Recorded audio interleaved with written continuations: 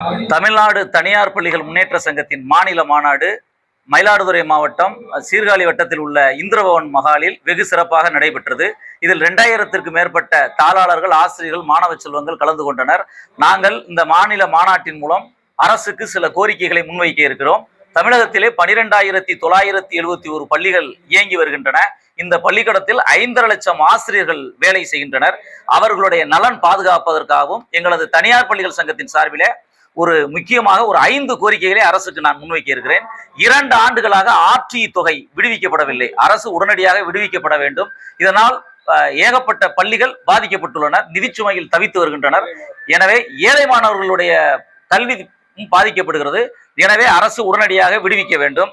தனியார் பள்ளிகளில் பணிபுரியும் ஆசிரியர்களுடைய நலன் பாதுகாப்பதற்காக தனியார் பள்ளி ஆசிரியர்கள் நல வாரியம் ஒன்றை ஏற்படுத்த வேண்டும். 10 ஆண்டுகளாக அங்கீகாரம் பெற்று செயல்படக்கூடிய பள்ளிகளுக்கு நிரந்தர அங்கீகாரம் வழங்க வேண்டும். தனியார் பள்ளிகளை பாதுகாக்க தனியார் பள்ளிகள் பாதுகாப்பு சட்டத்தை ஏற்ற வேண்டும். 5ஆம் வகுப்பு வரை உள்ள பள்ளிகளை 8ஆம் வகுப்பு வரை தர உயர்த்த வேண்டும் என சில கோரிக்கைகளை நாங்கள் அரசுக்கு முன்வைக்கின்றோம்.